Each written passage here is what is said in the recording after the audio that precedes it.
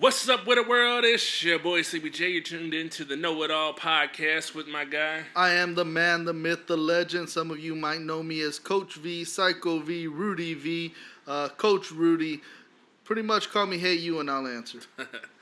Okay, I think for my own personal preference, I'm going to call you Coach Rudy just because, well, I feel like that's more of a name people could get behind trying to remember for you. So that's going to be your name on here from now on. It is what it is. I mean, people have called me worse, so let's go. All right, guys. We're going to start out with, we're going to recap the Cowboys game. Go ahead. So, all right, today's Tuesday, September 10th, just for point of reference. This is the 2019 season we're talking about. Our Dallas Cowboys, and I say yes, our Dallas Cowboys, they are America's team. Our Dallas Cowboys wreaked havoc on the league this past weekend. Tony Romo did not play. And yet we had an awesome display of quarterback play by Dak Prescott. I mean, he was superb. He had all the time in the world back there, but he got the targets where they needed. I saw some criticism on Twitter still because the haters are going to hate, and they were saying that he still wasn't accurate. You had 6 incomplete passes, 3 of which were drops. And people are saying he wasn't accurate. I mean, that's just a hater. It is what it is. Honestly, I didn't really catch the game, so I only seen the highlights. From what I could tell, he was really impressive. I know that they didn't play him the whole game either. So I mean, I know a lot of people were actually surprised he played on Sunday without actually signing his deal. I think we're gonna see it if it's not done this week. For sure by next week, I think. I don't feel like it's for him, he's pressing to have it. I mean, I'm sure he wants his money, but I don't feel like he's feeling pressed to have it done immediately. Like obviously he didn't do a holdout. He could have very easily done a holdout too, but I don't think that's pressing for him. And I think he's proved that by performing as well as he did this past Sunday. Who do they have up next? They're going to be playing Washington. Is it a home game or away? Away. All right. So I know a lot of people are looking at the Washington as the team to beat. They're easy to beat. A lot of people are looking at them as the gimmick team. I am not completely on that boat with anybody. Like, I think that they are better than people are giving them credit for. I mean, granted, Case Keenum went from the Rams to the Vikings. He's been bounced around quite a bit the last few years. I mean, if you just look at Washington's opening game, they jumped up 17-0 on the Eagles. And the Eagles, even though I know both you and I are a little bit down on them this year, but that's more because we think that I think the quarterback's going to get hurt. And, you really can't predict that and all. Right. But he has an injury history. Anyways. Well, you can predict that. Like, if a player has a history of getting hurt, whether it's a hurt leg, headache, whatever, you know every season. There was, what's the running back the Cowboys had for 1 season, 2 seasons, and he retired after, like, his third season. It would have been his 3rd season with us. I'm not sure which one. But anyways. But it happens all the time. I mean, whether you look at A.J. Green, you look at Gronk, you look at just a plethora of different players. Just because it's on my head, the player that I was thinking of, like, he came from the Raiders.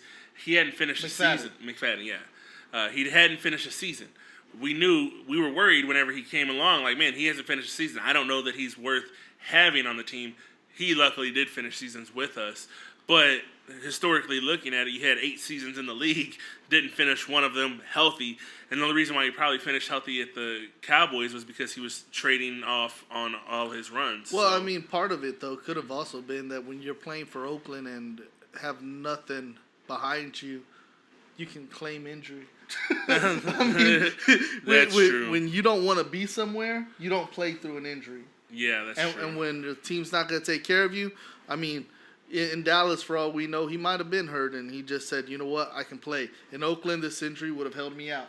I mean, it is what it is, though. But either way, Washington jumped up 17-0 on the Eagles, and if they hadn't let off the gas, they peaked out once they got those 17 points. If they didn't let off the gas, they realistically could have won. Not because they're the better team, not because they're more talented, but I do think they're good. But it's a divisional game. Yeah. You can throw all the records out the bag when it's a divisional game. Yeah, and, for sure.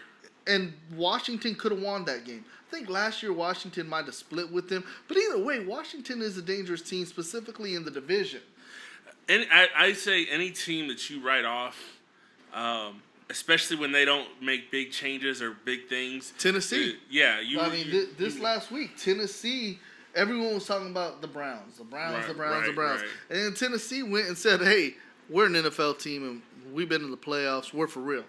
Yeah. Like I said, anytime you write off a team as being a give me, it's an easy win. I actually look forward to those games. The teams that's like, look, everybody's kicked their ass all season long.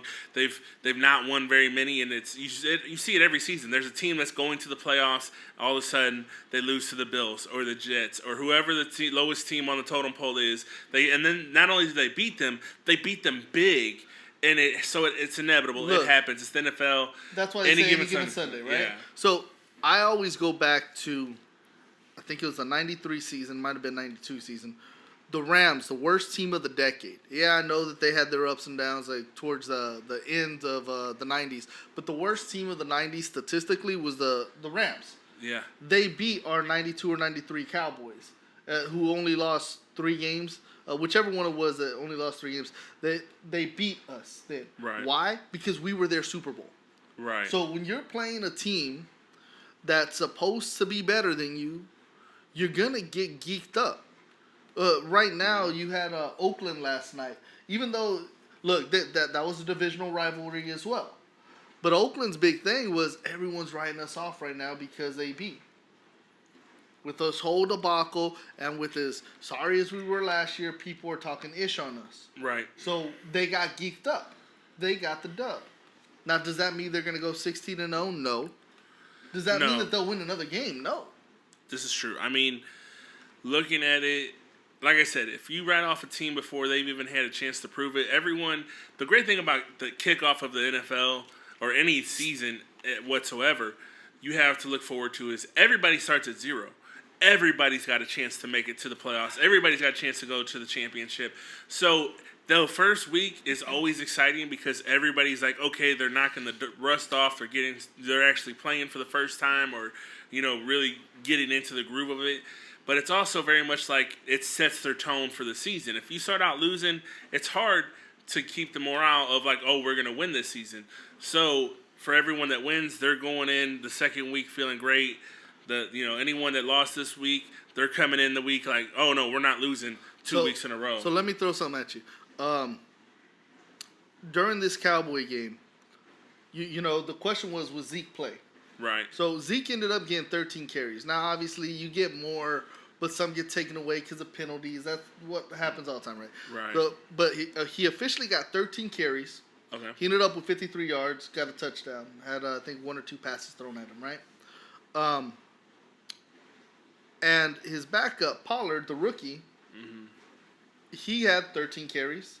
A lot of people on Twitter were pointing out to me that, by the way, Rudy V 1982 is my Twitter handle, at Rudy V. A lot of people were saying that, he got all those carries in the fourth quarter. Like, of course he got shut down. I was arguing with him. Emmett got most of his yards in the fourth quarter. He didn't get that many. When you have a type of running back that bruises people, right, they're beat up in the fourth quarter. You run over them, you get those yards then. Right. People were like, everyone knew all he was going to do was run.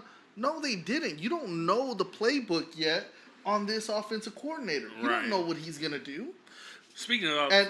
anyways, to that, Pollard only got 24 yards on 13 carries. Right. Does that sound to you like a running back who could replace Ezekiel Elliott? Well, we knew he wasn't. The fact that they cut Alfred Morris to keep Pollard was more of a shock because realistically, I don't know why they didn't say, okay, we're going to keep Pollard, put him on the red shirt team, and then we're going to keep Morris as the backup because they could have easily done that. They could have redshirted him for another season before they had to decide, do we keep him or do we cut him? Now, keep an eye on them bringing back Pollard after they let go of Taco. They got Taco sitting out. I think they're trying to trade him. You mean Morris? No. Alfred Morris. Yeah, you said Alfred. No, you didn't say him at first. You said keep an eye on Pollard. No, I said Alfred. You didn't. Whatever. Rewind the tape. So anyhow, just peace of mind. Keep him in mind. I think we bring him back after we get rid of Taco, if he doesn't already sign with somebody. But you got right now Pollard, who I think is going to be a fine player, a decent backup. Hopefully he emerges as to what everyone else thinks he can be. I don't see it, but hopefully he does.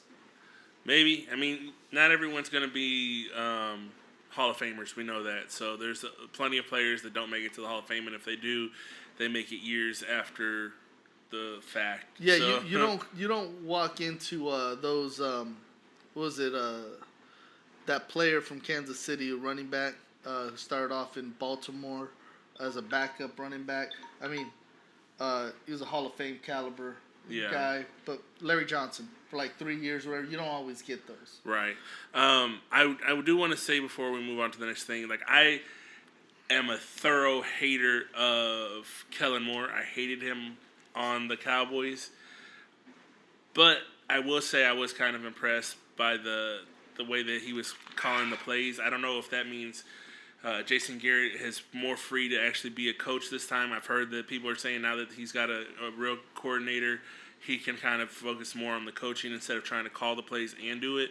And if this is a glimpse of what we have to come this season, hey, I'm all for that. But again, keep in mind, I'm always rooting for the Cowboys, but I'm always 1 foot out right now until we get to the playoffs. I will say that all season long. So for me, the whole Kellen Moore thing, I thought he was god-awful as a quarterback. Yeah. Point blank. I didn't see any need to keep him on. He had one decent game in a late season, and it wasn't even a full game. It was literally just like a quarter that it was like, oh, maybe he's something to look at, and then he proved to us why we didn't want him. He looked god-awful to me. I know he had stats on one game, but he looked god-awful to me. Anyways, I hated him as a quarterback. I hated him as a quarterback coach. I thought that's why Dak didn't progress last year, because of him. Yeah. Now, that said, I buy him as an offense coordinator. I actually said before they made him a quarterback coach, I wish that they put him as an OC instead, without even knowing if he was any good, because I thought he had a better chance of meaning more to the team as an OC than as a quarterback coach. Well, I think you need that 15-year veteran. For whatever it's worth. I love who we have now. For whatever it's worth, we all know Jason Garrett started out as the offensive coordinator too. So maybe that is just a natural, because he wasn't a starting quarterback either whenever he was. So it just might be like, you know what, if you're not the starting quarterback, you got a job at coaching somewhere or coordinating somewhere. But that's all I really want to say about it. I personally, I think as soon as I seen that he was the new coordinator, I called him bitching how I didn't like it. So I'm sure a lot of people are out on him. But right now, so far so good. We'll see how this week shapes up. I do not know how it's going to go. I'm going to still go with the Cowboys beat the Redskins on this game. I said it last week. I think we start the season off 10-0. So still riding with the 10-0. Yeah. So anyways, let's jump to Monday Night Football. Monday Night Football. I don't know if you guys did not catch this week. I won't talk about the second game as much, but the first game, the Saints and Houston. Yeah, hell of a game. It to me is everything exciting about a football game, because Deshaun Watson, even though they lost and they remember I said it, poor man's Dak. I mean, the thing that makes him so dangerous is the fact that he's mobile.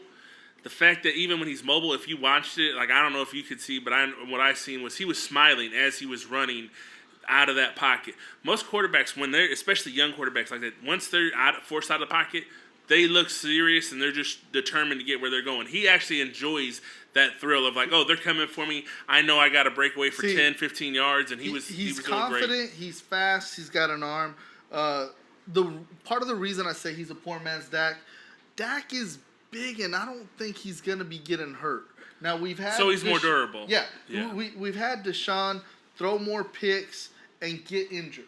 Now those two things. Look, he he risks big plays more than Dak, so that can equate for the interceptions. And that's right? exciting. That is exciting to watch as a fan Brett of Favre, Tony Romo-esque, Aaron Rodgers. Yeah.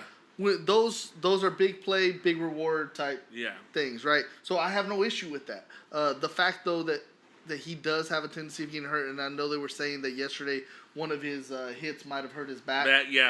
So in the first half, I think that's also why I put Dak ahead of him. But because Dak can run and not get hurt. And look, I'm not even gonna lie. During the game, the Cowboys, he had 2 runs, which were awesome in the sense that they were designed runs, and we said all last year they need to use him more because of that in that mode.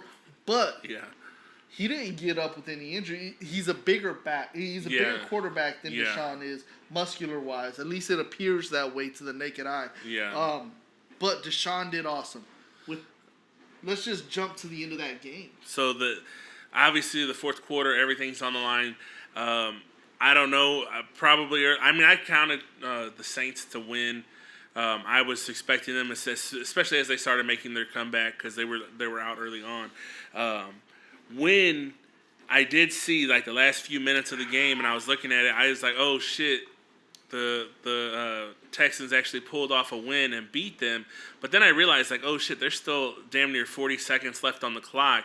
And when you're dealing with certain caliber quarterbacks, when you're talking about the Drew Breeses, the Drew Breeses, Peyton Mannings, the list goes on. You know who those elite quarterbacks are that can just throw it down the field, either in excess of multiple quick little routes or just bombing it down there. You know those they got the vision. They know what needs to be done. They got the timing of it without any hesitation.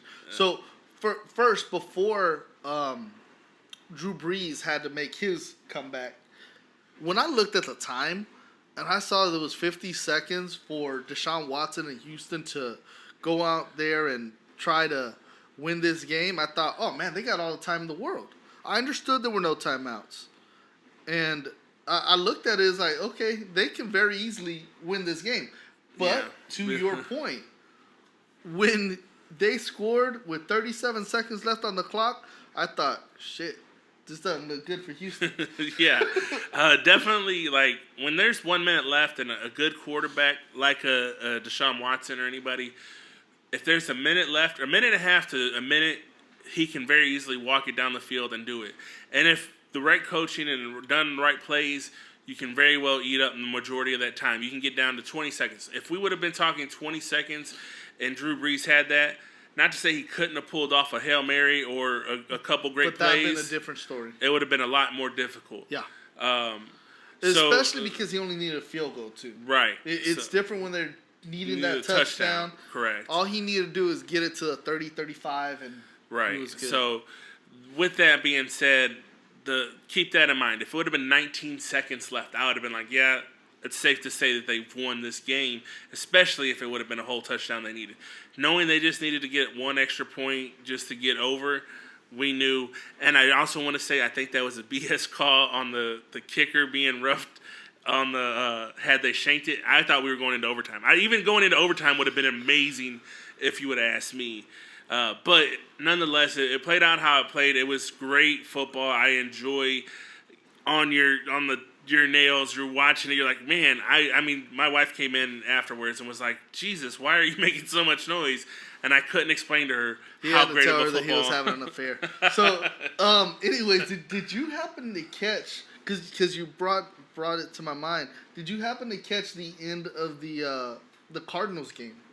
I did not. So, the end of the Cardinals game, Kyler Murray, who apparently had an awful game up into the fourth quarter. Fantasy-wise, he did great for me. So. but game-wise, he had an awful first 3 quarters. Yeah. And then he brings the team back from, I don't know, about 17 points down or whatever. And they need a touchdown and a 2-point conversion. Okay. He has Larry Fitzgerald. Okay. A lot of people are out on Larry Fitzgerald for being old. And Larry is still doing what Larry does. One of the most underrated wide receivers of all time. I think He'll Larry be in the Hall of Fame as soon as. I think Larry reminds me very much of a Jason Witten in the sense that he's reliable. Like, he's time and true, like, in those clinch and never clinch times. drops from where he was. Yeah, he's pretty consistent. I won't say that he's, the greatest of whatever, but he's definitely very consistent. He's very reliable when he's on your team. Yeah. So, anyways, they go down there. They take the lead. Okay. And then it gets tied up. Okay? It goes to overtime. So, anyways, when they were driving, so they were playing Detroit. Right. So when they go and they take the lead, there's not much time left, but you have Matt Stafford on the other side. He don't need much time because he's a veteran. Yeah. He's a good veteran quarterback. So he marches us down there. They get the field goal to tie it up. Right. To send it to OT. The way I was looking at it, Arizona's quarterback, Kyler Murray, whether he won, lost, or got that tie, he should not hang his head for what he did at the end. Because no matter how bad you start, if you can bring your team back to have a chance to win, then you took care of business. Right. And so he got his chance there, his team down there with a chance to win. They didn't pull it off. So even though they walk away with the tie, to me, that's a hell of a performance. Kudos to him. Kudos to them. Now, especially being a first year, you're not. He's not a veteran. It's his first time. He's learning the game, and if you can learn to get your team to still be in the game at the end of the season, that is a hell of a thing to learn. Because again, those are exciting quarterbacks to watch. You enjoy watching Aaron Rodgers up to the last minute. You enjoy watching Drew Brees up to the last minute. Tom Brady. You don't, even when they're down and out, and no, second half, one more quarter left. That quarter can change the whole momentum of the game. And it changed the morale of your team. Your team actually trusts you more when you can do that. Like, it's one thing to come in and winning, and you're like, oh, yeah, they came in, they scored, and they're just staying consistent. It's easy to, I don't know if you ever had an A in class, but your teacher gives you an A. All you have to do is maintain it. It's not, that's not hard to do.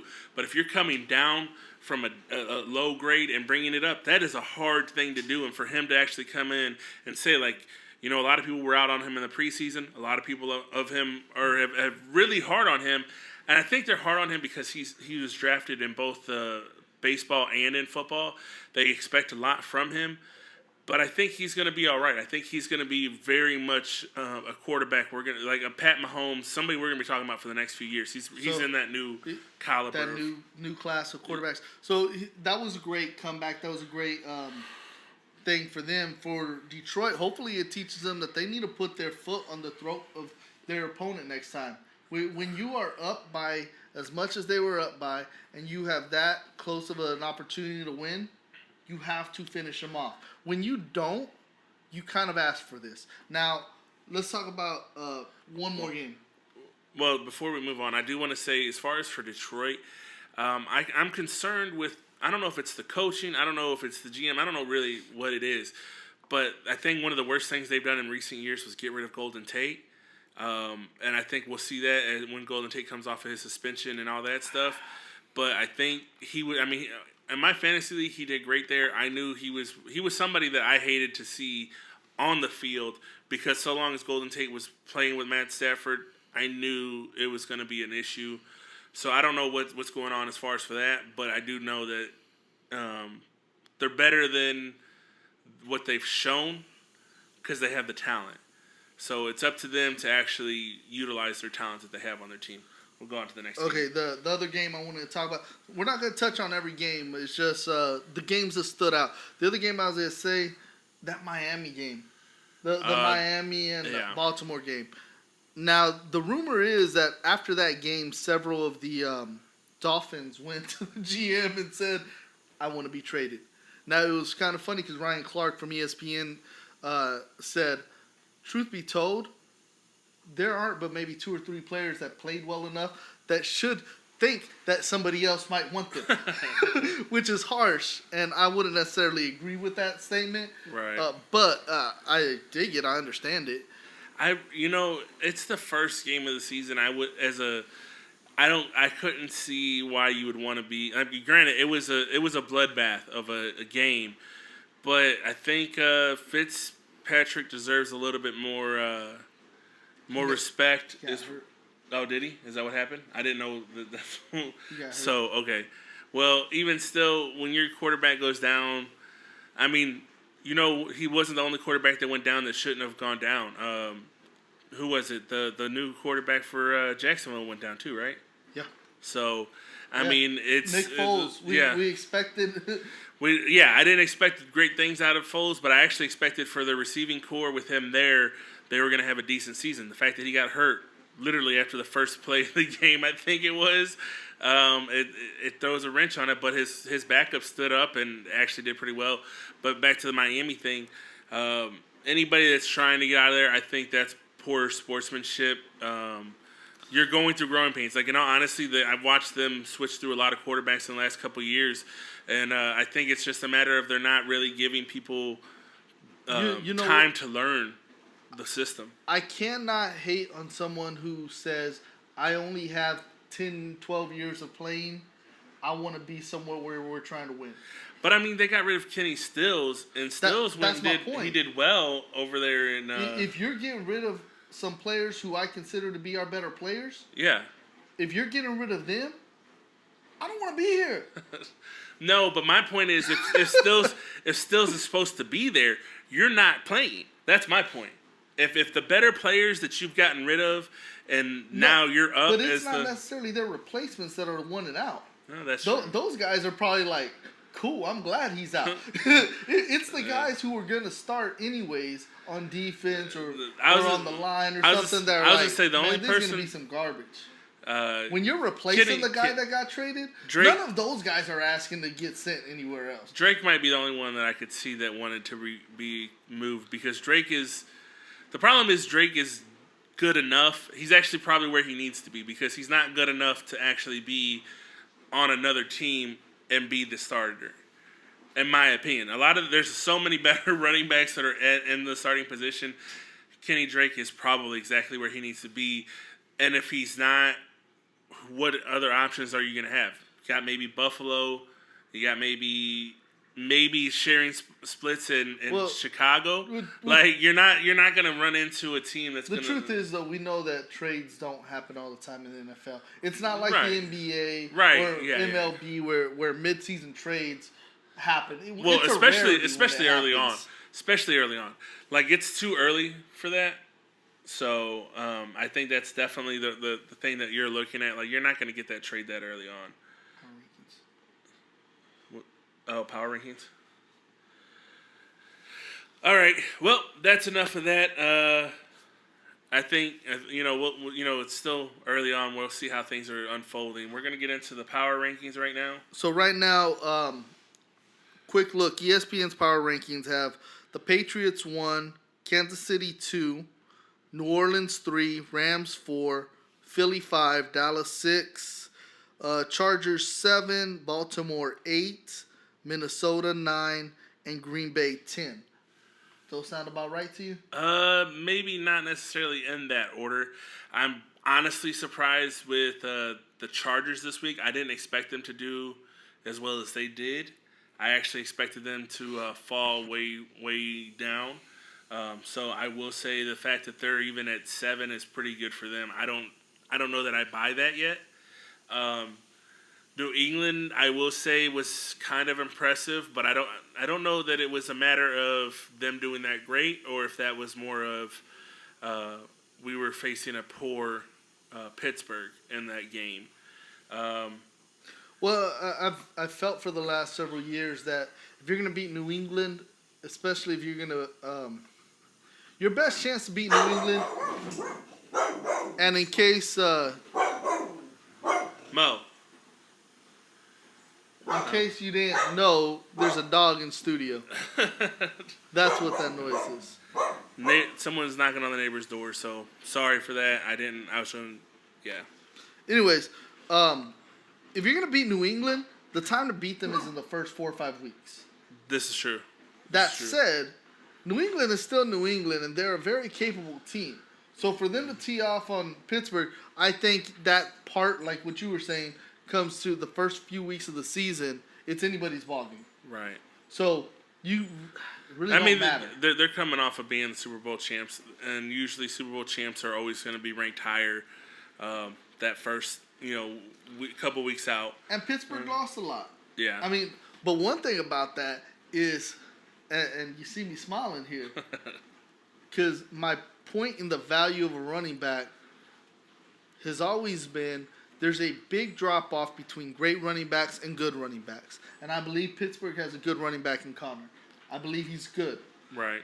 But He's not great. He's not Le'Veon Bell. Right. And just like I was saying with the Cowboys, the drop-off between Zeke and Pollard is massive. So when you look at Connor last year, fantasy-wise, he did awesome. Until he got hurt. But then the last 5 weeks of the season, I think he had 267 yards. Right. For 5 freaking weeks. The combined total. That's garbage. And in that season, like before he went off on his 4 or 5 straight games of over 100 yards, he had a game with like 20 yards rushing on like 9 carries or something. Right. So Connor is going to miss because he's not consistently great. Not a knock on him in the sense that to say to somebody, oh, you have to be Hall of Fame worthy. And yes, I'm saying Le'Veon Bell has played like a Hall of Famer. Not that he's played long enough to be in the Hall of Fame, but he's played like a Hall of Famer. He's a great running back. So there's a big drop-off. And when you tell me that the team doesn't hurt by having that drop-off, at least last year going into the season, some part of them thought, hey, Le'Veon is coming back. Right. We're just going to deal with Connor until Le'Veon comes back. Le'Veon didn't come back. They missed the playoffs. But they had AB back then. Right. Last year, when you had the best wide receiver in football, that takes a lot of pressure off. Now you've lost the best wide receiver. Yes, he was a diva. Yes, he was a headache. And I think that's probably the most surprising thing. You lost two of your best players. Not even just you lost your 2 most talented skills position players. And not to count out Juju Schuster. Juju's a great talent, but Juju is a third to the other 2. Oh, yeah, definitely. Now, the biggest news in football this weekend, in my opinion, had to be that you go into last week on Thursday when we recorded the podcast with the idea that the Oakland Raiders are going to suspend AB. Oh, yeah, I forgot about that. Friday, AB apologizes to the team. Yes. Saturday, you wake up to AB saying, I want y'all to cut me. Then, Oakland says, fine, forget you. You're out.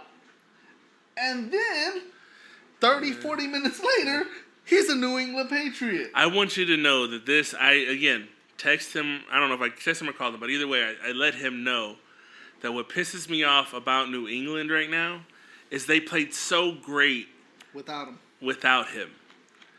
That just adding him just lets you know that they're going to be that more dangerous. And again, it could be a falsehood. We could be looking at they're playing a great here's team. The worst part about it. But we know he's an elite player. They got talent already at wide receiver. Let me mention, I actually picked up Demaryius Thomas because Demaryius was not being talked about. I knew he's a great wide receiver. Great talent. And a great flex player on my fantasy team. So I picked him up thinking great, I'm going to pick him up before anyone else does, before he turns up and winds up being hot. And he was out this week. With that. I thought that was an awesome pick. He's out for a hamstring issue. I dropped him immediately when AB got on there because that let me know not only is if he does get played, he's not getting played enough to be valuable on my team anymore. And I know that moving forward, especially seeing how well he didn't play, AB didn't play, they didn't need them. I knew that, I was knowing that Gordon... And they still have Josh Gordon. I was just about to say... Those are 3 of the most talented receivers in football. I'm not going to say the 3 best. Because you got, what's his name from Atlanta? Julio Jones from Atlanta. Look, even though I'm not high on him, Cleveland's got one of them in ODB. Jarvis, I think, is still Jarvis is underrated. And you have Dallas with Amari. Yeah. So there's still some great receivers out there. And there's a whole slew of them I didn't even mention. I'm not saying they got the 3 greatest. I'm saying 3 of the most talented receivers. Definitely 3 of the top 20 in the league. So with that being said, because whenever the Broncos cut Demaryius Thomas, I thought was crazy because he was their best receiver that they had at the time. He also has attitude problems. He also gets hurt. Yeah, but that doesn't take away his talent. No, it doesn't take away from what he adds to your team. Is what my point with that. But going forward, watching them play, that's what I told them. I said that's what really pisses me off is knowing they didn't need AB, but they have him in there. Whether they choose to utilize him right away, or they say, you know what, we're going to keep AB in the cuff until we really need him, and that is the most annoying and aggravating thing because that just means this season that as any fan of whoever makes it to the Super Bowl, and I'm going to say the Cowboys and the Patriots in the Super Bowl, which I think will be amazing because there's so much speculation on who's really America's team because of the Patriots in the last few years. I say it's Kansas City and Dallas. But if it comes down to this, that is going to be a hell of a game, and it'll be hard for the Cowboys defense to I think keep them at check, but I think it might be a hell of a game. Nonetheless, fuck the Patriots. I think they're rightfully powered at number 1. I'm surprised that they have the Green Bay Packers at 10 because I think they're good. I think we're worth. I don't know that they're 10. I don't think that they're necessarily higher either. But look, when I looked at those power rankings, I thought, okay, I wouldn't put the Eagles above Dallas. And the order wasn't what I would like. Right. Either way, I was like, okay, if you're going to tell me these are the top 10, I can actually buy that. Sometimes I think they're way off. But I thought, okay, that's fine. So with the Rams, I'm going to, again, point to I think their defense is probably all right, which is probably more of where they're keeping that. I don't think that they're necessarily as high up because I don't think their offense is still where it should be to be, 4 or 5? So for the last few minutes, let's jump into this next week's games. We got last week we mentioned that we were gonna say who's replacing those teams we said are out. We'll do that in the next few weeks. It was just such a big week this week with some of these games that we decided to put that on the back burner. Besides, playoffs are January. You can afford to wait a couple weeks. So our predictions for this week, who's the first game? All right, we got Panthers and Bucks. Bucks are favored. Are dogs by 6.5 at Panthers. I kind of agree with that, mostly because I know that they have some offensive issues. I'm going to go with the Panthers on that one. Yeah, I got the Panthers. That's a big spread to cover, especially for a rivalry game. But I'll still take the Panthers to cover. Yeah. I think Cam needs to make up for the loss. So then we got Dallas and the Skins, 12 o'clock game, Fox. I'm going to go with the Cowboys. Again, I agree with you as far as I think they're going to – I don't see us having an issue until we get to about November. So I'm going to keep saying that they're rolling. Yeah, I got the Cowboys beating the Skins. I think it's going to be a much tougher game, regardless of what the score is. Even if Dallas wins by 20 points, I think it's going to be a tough game. I think this Redskins team is really good. They're going to have Adrian Peterson playing, who they did not have in Week 1 because the coach's decision. They wanted to have Geis play, and they didn't want Adrian there. They feel that if Adrian is on the team, then they have to give him carries that they don't give Geis.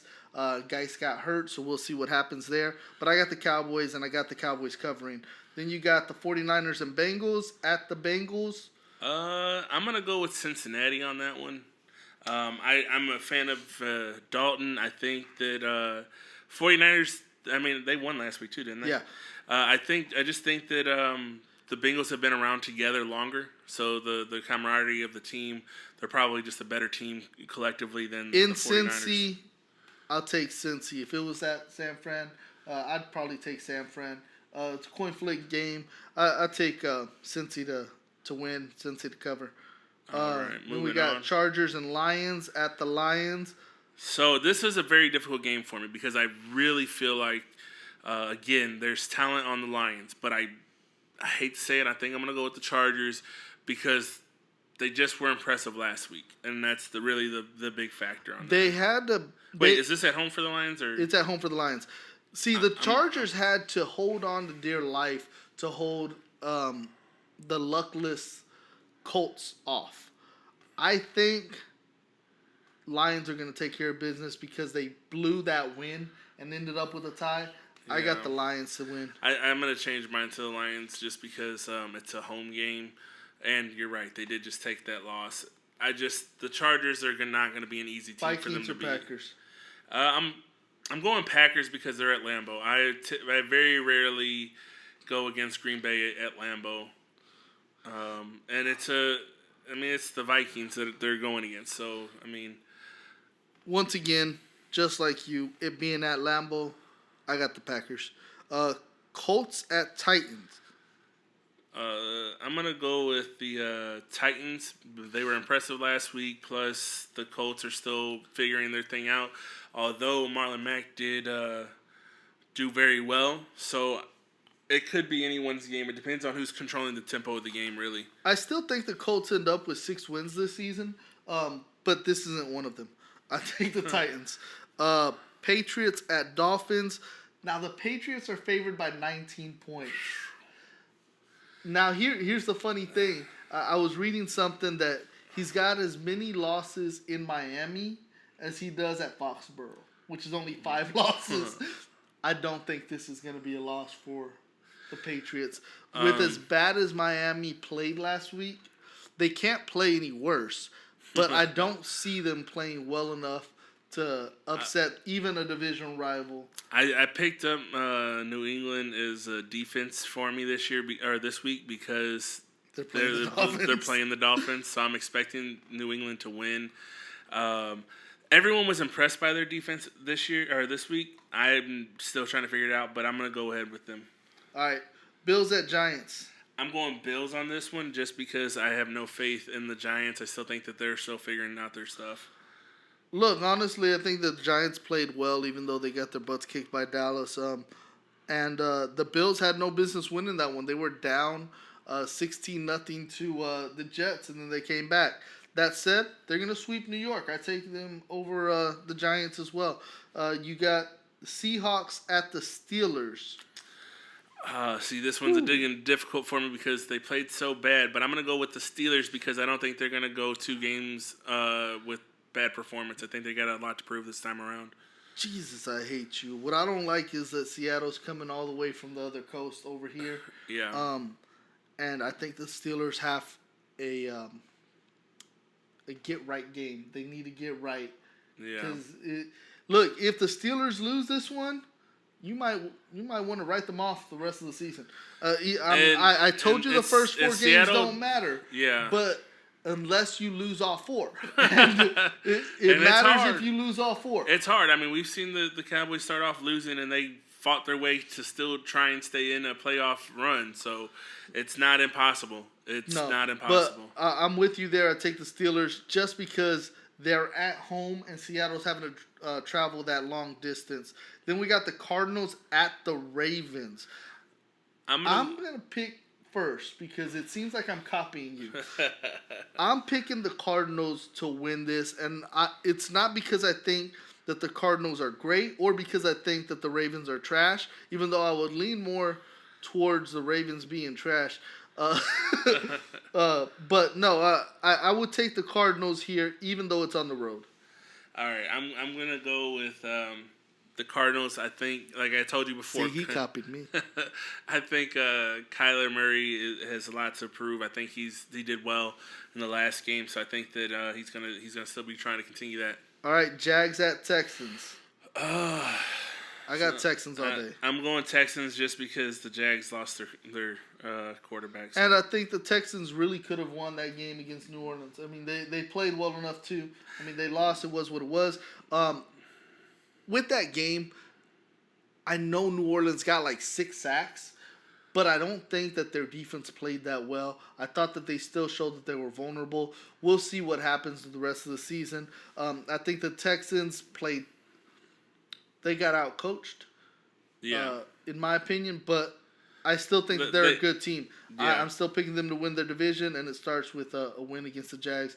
Chiefs at Raiders. I'm going Chiefs just because. I'm actually So Mahomes might be on his sophomore slump as far as for being the quarterback, but I'm still gonna go with him. 4 touchdown passes last week. Yeah, but I still don't I don't think that he's firing. He's not a true sophomore. This is his third season. I know that's the thing, but I still don't think he's playing as well as he did last year. We'll see how it goes. I'm gonna go ahead and go with still going with the Raiders or the Chiefs because they have so many threats. Well, they got Tyreek Kelsey. did get hurt. Still got Watkins. They still got. Look, Tyreek still got hurt, and they still haven't really replaced their running back, Kareem Hunt from last year. That said, I'm still high on the Chiefs, and I still have them going to the Super Bowl, so I have to take the Raiders. Their offense is very great. I don't know about their defense, but I'm definitely with their offense. Bears at Broncos. I'm going to go with the Bears. The Bears. I got you there, too. Really? Yeah. Saints at Rams. Saints. I'm gonna go with the Saints. I don't like the Rams, so fuck them Rams. Well, unfortunately, since I'm down on the Rams too, I guess I got to take Saints. Damn it! All right, Eagles. Eagles at Falcons. Who? I don't know. The first curveball. It really is. I don't know. I'm gonna go with the Falcons because fuck the Eagles. I'm gonna go with the Falcons because it's at home. I know that they're still trying to figure out. The season didn't start out too great for them, but they played poorly and lost in the first week. The Falcons did. Yeah. The Eagles played poorly and won. I'm gonna go with the Falcons still. Like I said, I'm not sold on. I think Deshaun Jackson played well last week, but I don't see him being that guy every week. So I'm gonna go ahead. Like I said, Falcons for me. I think Julio's going to have a big game this week.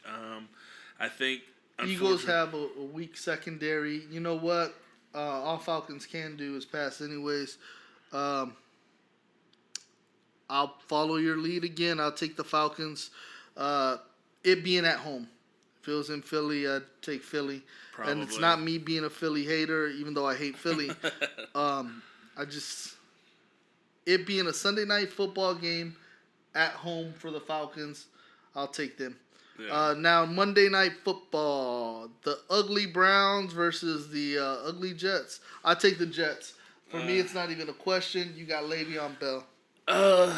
Yeah, I think the smart bet is to go with the Jets. And even with Baker having some hand issues, from my understanding, from what Yahoo's saying, I'm still going to go with the Browns, and I'm saying that solely on the fact that the team made a few mistakes this last week, and I feel like they got a lot to prove this week around. So I'm gonna differ for you for that one. It's about damn time. All right, so it looks like we're wrapping up for the week. We'll hit you back next week, Tuesday. We'll probably have it posted Wednesday, but appreciate you.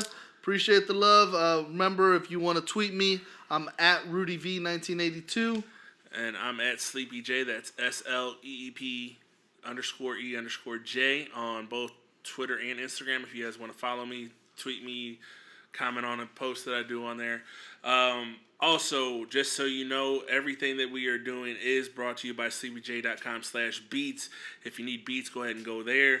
VMP Graphic Tees, go ahead and follow us on Facebook. We're running some great specials there. VMP Studios are where we're recording at right now. Anything else? Nope, that's it. Okay, and I also want to tell you guys that, I think we'll be on all streaming platforms next week, at least all the major ones. Right now, I know we're on Spotify, we're on Anchor. I'll get this on YouTube. Wherever you guys want to follow us, hopefully you guys follow us, hit that button. And we'll have the lighting even better next week because this was better than last week, but doesn't mean that it was right yet. All right, guys. I'll salute you guys. Until next time, take it easy. Peace.